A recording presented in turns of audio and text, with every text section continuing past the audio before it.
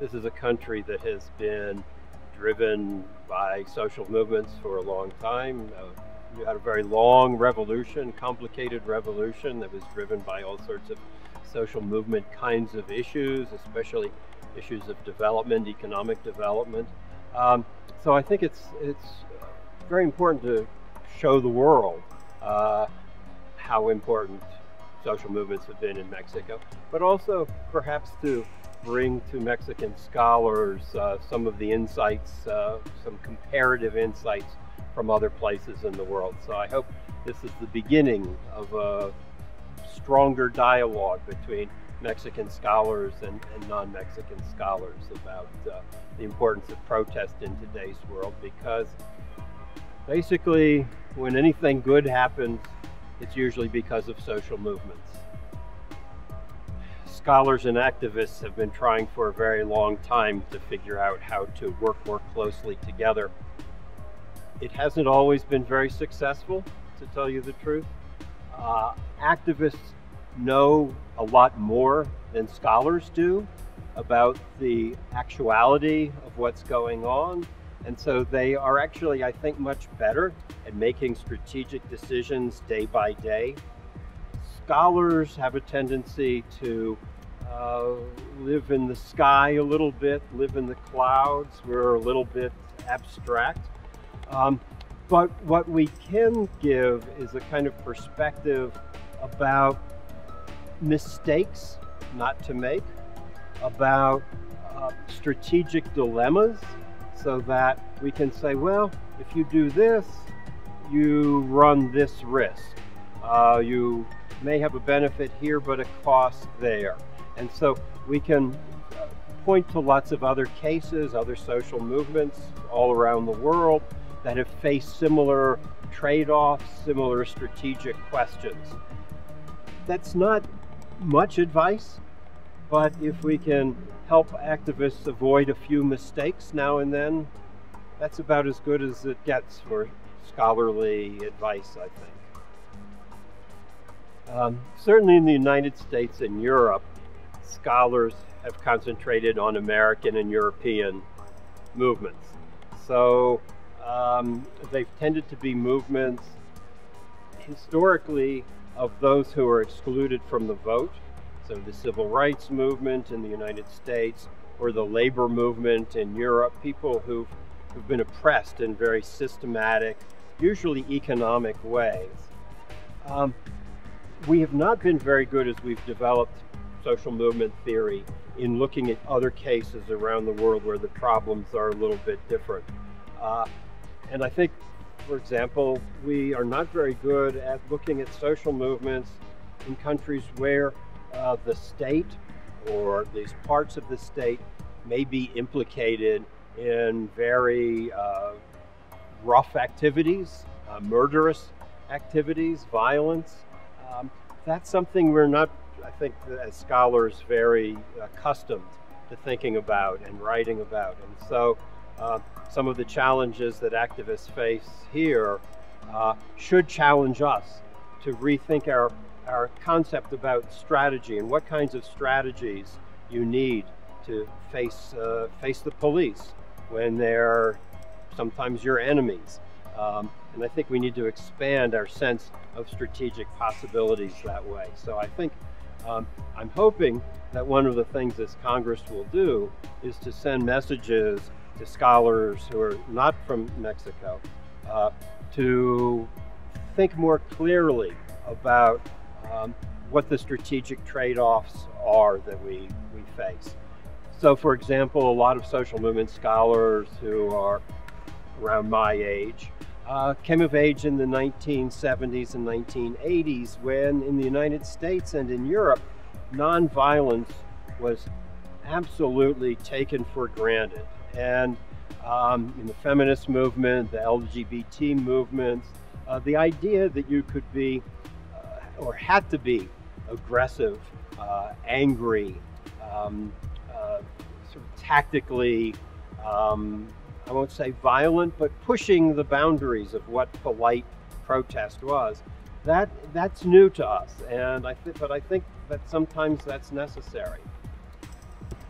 I think one big theory, or most theories of social movements have seen them as reflecting these big underlying cleavages in society. So Alain Touraine, for example, or Marxist theorists think that social movements are fighting for the future of society.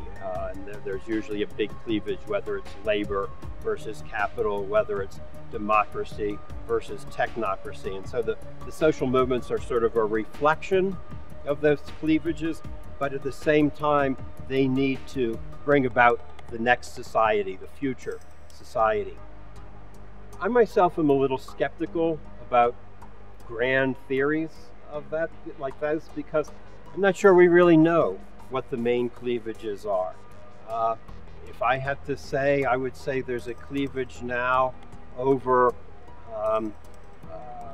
compassion, empathy, sympathy, tolerance on the one hand, and you see that in the women's rights movement, you see that in LGBTQ movements, and on the other, a kind of backlash against that, and you see that in Donald Trump's candidacy, you see that in the Brexit vote in the UK, a kind of distancing and a real lack of compassion for other human beings. This to me is one of the biggest controversies, disagreements in modern society. But it doesn't exactly correspond to some underlying structural division in society. So I think one of the great things about social movements is that they can pursue an ideal, they can pursue a dream, a moral vision that isn't based on some kind of underlying social cleavage, but in fact is a dream for the future and what the future can be, and doesn't simply reflect what we already have and what we're already fighting over. All social movements have a lot of moving parts, have a lot of subunits, factions, divisions within them. And usually those divisions are over a sensibility, how to feel about the world in some ways. They're not always about ideology in this abstract, well thought out cognitive way, but they're over tastes and tactics. They're over how close we feel, how we should express our visions and so on. So I think emotions do help us understand social movements, but they help us understand the good things that social movements do. They help us understand some of the problems of social movements as well. They help us understand why social movements can disappear and end. They can help us understand why social movements may turn violent. They help us understand why factions split off from one another. But of course, they help us understand all the good things, the solidarity, the social networks, the love that people feel for each other, the sympathy they feel for those they're trying to help, and so on. So emotions play this role partly because emotions are not the way we used to think. Emotions are not only these short-term, quick reactions like anger or fear. Emotions also are very long-term convictions that we have about the world, about who is good and who is bad, about who we trust, who we don't trust. And those are the kinds of things that drive dynamics both within social movements and between social movements and the rest of the world. I think social movements always operate at the local level and only very rarely manage to operate at the transnational level or even the national level. Most social movements are doing things in neighborhoods with small groups, with small networks. And the national aspect of a social movement is often simply imagined. We imagine other people doing the same things in other localities, but our real work is very local. Now, that can be very territorial in that there are struggles over the use of land. There are struggles over the groups who live in places and should live in places, the rights that we have to where we live, the rights we have to work in a certain area, to live in parts of a city, and so on. So those are all very territorial based. Sometimes those social movements become associated with known collective identities. For example, indigenous groups or racial ethnic groups.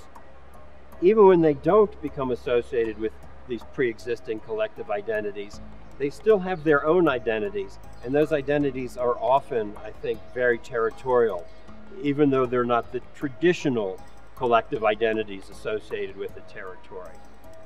I think one of the really big challenges for social movements today is how to deal with other strategic players, parts of the state, criminal elements, who play by different rules than we do, who are violent, and the danger of disappearing is a very real threat. The danger in the United States, the danger of young black men being killed by the police. These are extreme limits, I think, that we as largely well-intentioned, progressive, largely non-violent movements have a very hard time dealing with. And we in the United States have a hard time knowing what to do about it. I think you here in Mexico probably have an even harder time coming to grips with real violence. In the end, though, my own personal view is nonviolence is the only way to fight violence. And you have to assume that even the most violent people are still in our moral community somehow, that they can be reached, they can be shamed into behaving better or ceasing bad behaviors. I may be wrong in the end, but I think that's the way we've had social justice and social progress advance over the last several hundred years. And I hope that's the way democracy will continue to advance. But I think as social movements are based more and more on compassion for other people, sympathy for other people, borders should disappear. We're always trying to push borders, especially national borders are extremely arbitrary things imposed by conservative forces, imposed by the state for all sorts of bad reasons. And I think a lot of social movements have an interest in getting rid of those kinds of borders because they're only used by people like Donald Trump for bad reasons. Borders are never used for good purposes, always bad purposes.